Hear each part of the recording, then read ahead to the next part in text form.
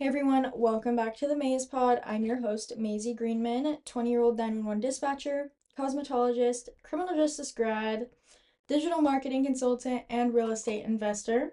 As you can tell, I have accomplished a lot over these past few years, and I'm here to share what I've picked up along the way to help you chase your goals and live out your dreams as well. So, first off, before we get into segments, I just want to say I hope you guys are all enjoying the video pod. It's done pretty well so far, and I hope that it just continues to grow and reach more people as I keep putting them out. But like I said, I'm just gonna test it for a couple months and see how it does. And also, I'm not sure how this happened, but the regular audio pod on Spotify and Apple, all those platforms, for the last episode did not publish. It's up now. I'm not sure what happened there, but I do have YouTube and everything synced up better, so hopefully that doesn't happen again. But yeah, if you normally listen on Spotify or Apple or any of those platforms and you didn't watch YouTube, definitely go back and listen to that one so that this episode makes more sense. And if you guys are watching, you can see I have changed my setup. Hopefully you guys like it. I think it's nice, simple, everything that we usually go for. So I really like it. If there's anything that you absolutely hate about it, I guess let me know, but I think it's pretty good. Now, for segments this week, I am grateful for just education and being able to learn. There's so much opportunity that comes from being able to learn something new, whether it's a skill or just even like a fact. And so, yeah, I'm super grateful for that.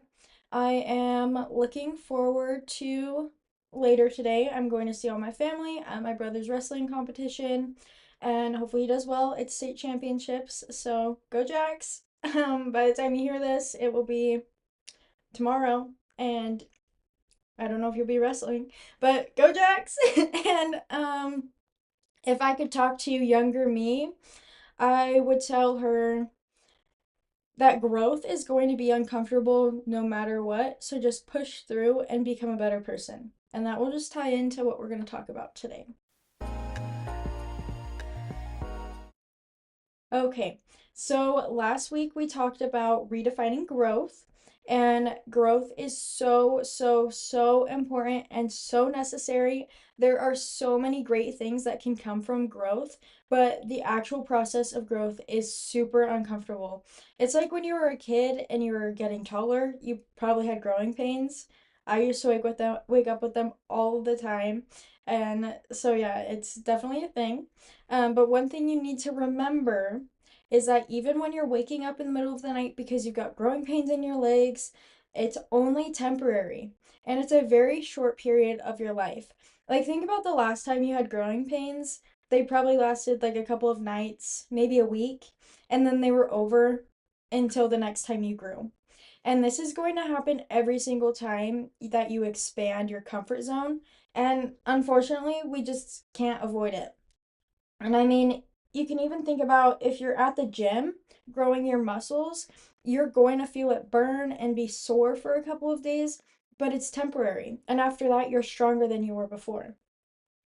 And okay, yeah, being uncomfy is not ideal, but it's part of the process. And I'm going to teach you how to embrace it and thrive in that state instead of letting those negative feelings just completely overwhelm you.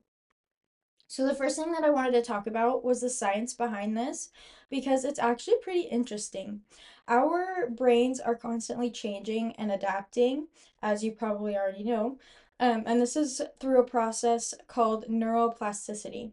And according to the National Institute of Health, neuroplasticity refers to the brain's ability to reorganize and develop throughout our lives. And this is why we're able to learn new skills, break old habits, and grow as individuals. However, because our brains are wired for efficiency, they naturally resist that change. So when we repeat behaviors, our neural pathways strengthen and that makes those habits feel automatic. Or it's like when you're trying to memorize something at first, you'll hear the phrase or the word or whatever it is you're trying to memorize, and it probably just goes in one ear and out the other. Like it's complete gibberish at one point. But as you repeat that memorization, do your flashcards, things like that, you're repetitively seeing it. You are strengthening those neural pathways, and it becomes something that you know automatically. It's something super easy to remember because you're just strengthening those pathways. And so by challenging ourselves, whether by learning something new or stepping outside of our comfort zone, it forces our brain to create those new connections, which will feel uncomfortable at first because you're actually changing parts of your brain. But research shows that embracing this discomfort is crucial for building resilience and improving emotional regulation. So, in short, the more that we step into our discomfort, the stronger and more adaptable our minds are going to become. And now that we understand why this is happening, we can understand that this is a sign of progress.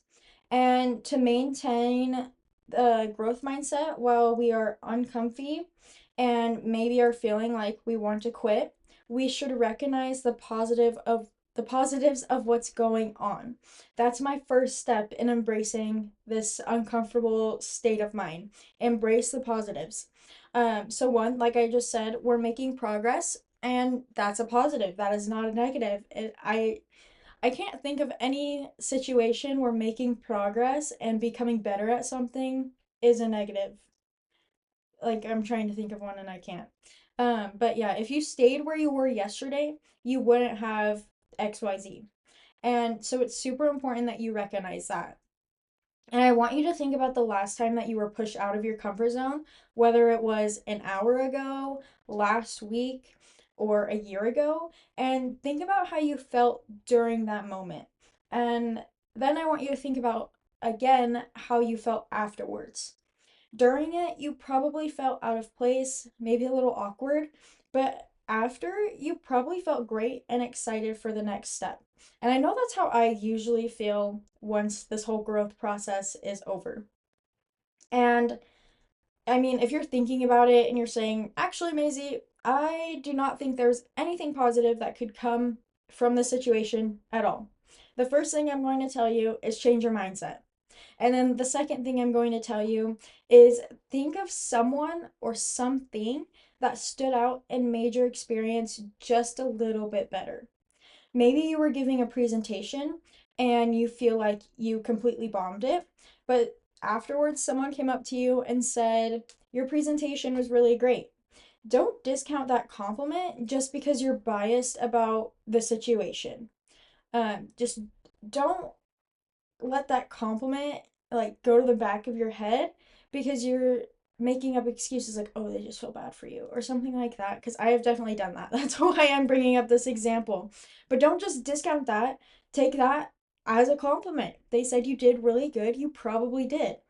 And be proud of yourself as well because you made an impact on that person one way or another. And we can even take that a step farther to say, be proud of yourself for getting up there and trying. We talked about it last week. Just try. Even if it's scary, even if it's hard, because you're going to walk away with way more than you had before.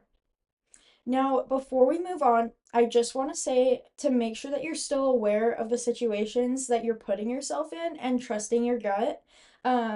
Differentiating between your brain being uncomfy and making you feel nervous and trusting your gut because you're going into a situation that is going to harm you is a topic for a whole nother time.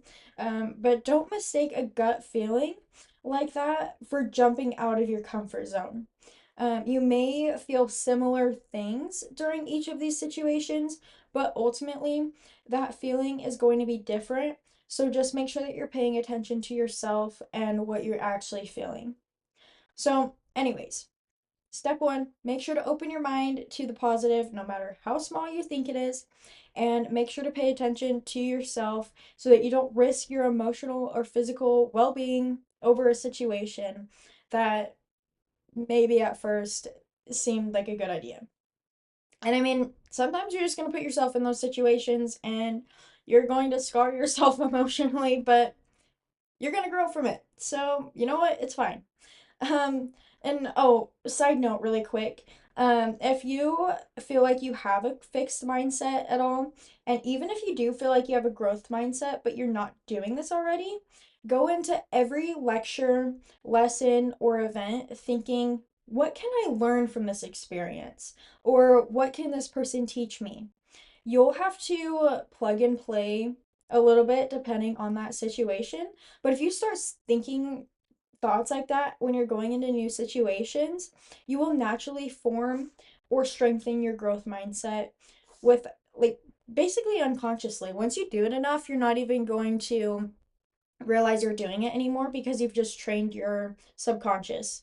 And I mean, we talked about that last week too. So if you have not listened to that episode, definitely go back after this one.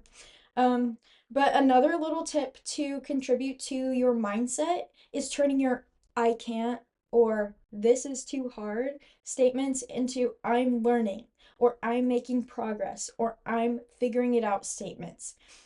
These statements open the door to so many opportunities than if you would have shut it down with this is too hard and just walked away. And you can also add yet to your statements. Like instead of saying, I don't know how to do this, say, I don't know how to do this yet. That opens the door to learning that new skill, which in turn opens the door to so many more opportunities that you wouldn't have had otherwise. So, yeah, like everything we talk about here on the Maze Pod, when going outside of your comfort zone, you want to start small. You don't want to complete a marathon before you've even ran a mile before. That will just make you hate running, and you can't dive headfirst into your new comfort zone without dipping your toes in a little bit, or you're not going to like it. It's not going to be fun for you, and it's honestly like completing a new goal, like we've talked about in the New Year's mini series. So if you haven't listened to that one either, that's your homework after this episode. But you can't just tell yourself that you want to accomplish some big giant goal in January and then expect to have it done in February without putting any previous work in. You've got to take baby steps. So when you're jumping out of your comfort zone, you've got to take baby steps. So let's say that you're terrified of public speaking, which I'm pretty sure that's like the most common like fear, phobia. I can't remember the exact fact, but I'm pretty sure that's like number one. Um, but I mean, I'm not terrified of it, but it's definitely something that I work myself up about too. And I mean, even when I host my virtual events every month that I've done a couple of times now, I still get super nervous. Or I was on a call with like just a strategy session and I was talking about a sales pitch and I was like shaking after I said the sales pitch. Like I still get nervous speaking to people, and so I get it. That's something that I work myself up about too.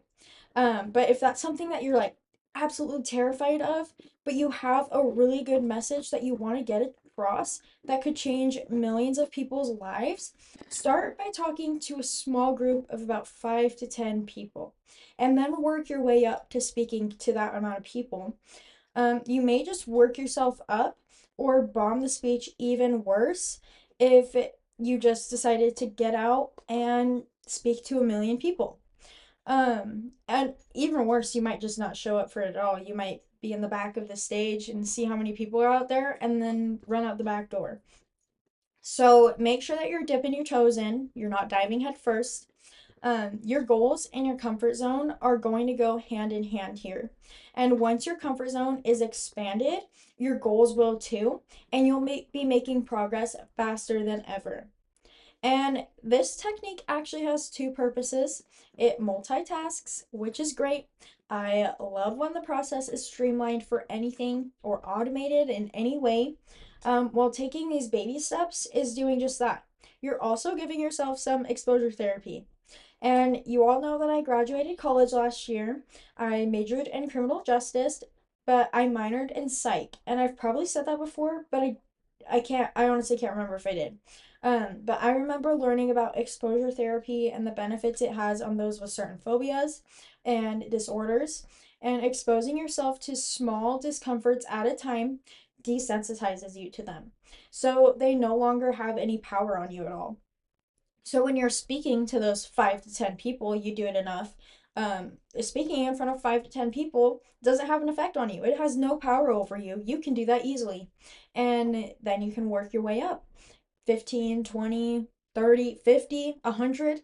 You get to that point where it doesn't even phase you anymore. And that's why you can speak to 1 million people now. It's crazy. But you're going to be a better person because of it. You're going to grow and you're getting some exposure therapy. It's gonna work. But this episode, we're just getting into all of the nitty gritty stuff, and you're going to walk away with a to do list, but that's okay. Your challenge right now, after this episode, is to find something that contributes to your goals, but is out of your comfort zone and do it every day for the next month. You can do anything for 30 days. That's a piece of cake.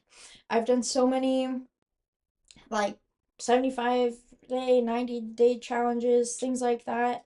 30 days is nothing compared to that. And you know what? If it's really that bad, then you don't have to keep doing it afterwards. But most likely, your comfort zone is going to be expanded by then, and it'll just become a routine for you. And I've decided that I'm going to be right there with you. But I know that I will probably be doing this for a lot longer than 30 days.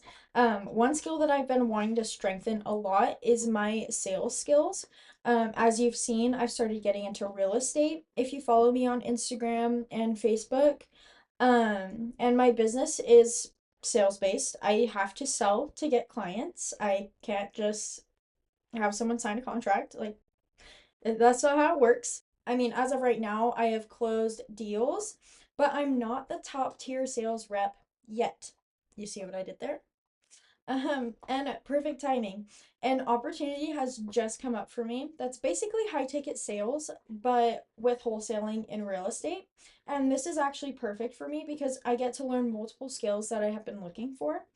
And, anyways, my goal is to make at least 15 calls that lead to a no or no answer every day.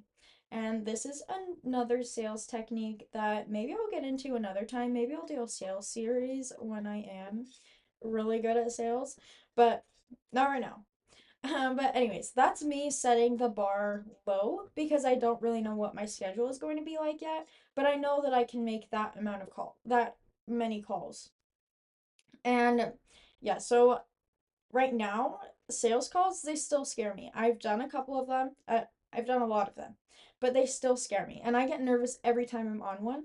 But I've learned to push through and fake the confidence until I make it because if I'm saying everything like it's a question, they're not gonna they're not gonna think I know what I'm talking about and they're not gonna buy from me or they're not gonna buy whatever it is I'm selling. So I've learned to push through, fake that confidence, and that's how I've closed deals before. And like I said, that's how I've succeeded every time. Sorry if you can hear that. Myers is being very disruptive. Let me fix his thing. Okay. Anyways, that's how I've succeeded every single time with everything that I've done. And my goal here is to desensitize myself to picking up the phone and hearing my heartbeat at the same time the phone rings. I don't want to be nervous. And even though I don't really sound nervous when I'm on the phone, I can feel it. And I don't like that. I don't like hanging up the phone or getting off the Zoom call, whatever it is, and feeling like my heart is going to be out of my chest. So by this next month, I want it to be a routine. I see a list of leads and pick up the phone knowing exactly what I'm going to say without feeling like my heart is going to be out of my chest or without feeling like I have to be glued to the script. So that's my goal. I challenge you to find something that is going to push you out of your comfort zone so that you can desensitize yourself. And whatever came to mind when I was talking about that, you should start implementing it right now. Maybe it's as simple as talking to one new person every day or creating a new reel every day. And now that I'm thinking about it, that's one of the things that I've totally gone out of my comfort zone with as well. I used to be so scared of doing this, but really the only way to get ahead working in the digital world is to be active in the digital world. So I pushed through and now I can create a reel in a couple of minutes and I'm not scared to push post or schedule it and I don't want to take it down after. That was the thing at first is like I would post something and be like, this is terrible, I need to take it down. I don't feel that way anymore. I've desensitized myself to that because if I post a reel and it doesn't do good, oh well, it doesn't do good, I'll just post another. There's so many examples that I could go on and on about, but I think you guys probably get the point by now. I found a quote that says, "The comfort zone is a beautiful place, but nothing ever grows there." And I don't know who said it, so if you have any credits, let me know and I can put them in the show notes.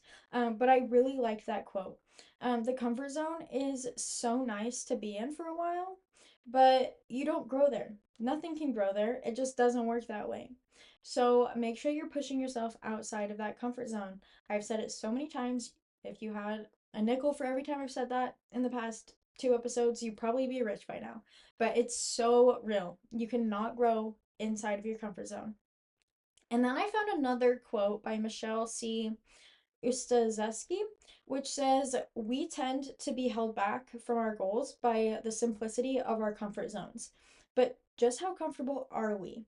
Wouldn't we be more content living in our dreams?" And okay, I just love that one a lot because if you're just living day to day, going to work at a job that you hate just because it's stable, are you really comfortable or are you just scared? Think about that for a second. Wouldn't you rather take a bit of a chance? And I mean, take a chance if it meant that you could be living your dreams.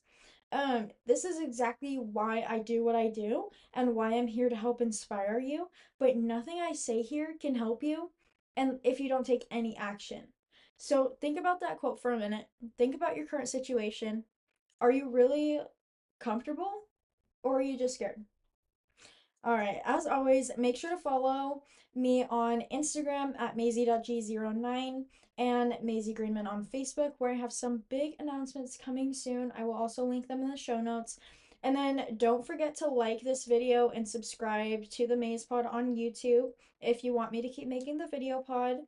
And if you have any suggestions, comments, concerns, really anything, email me at mazepod@gmail.com. Use the Q&A section on Spotify or comment on YouTube. And if you're feeling extra nice, it would really help me out if you left a 5-star review. Remember, success doesn't come without hard work. I hope you have the most productive week, and I wish you the best. See you next episode.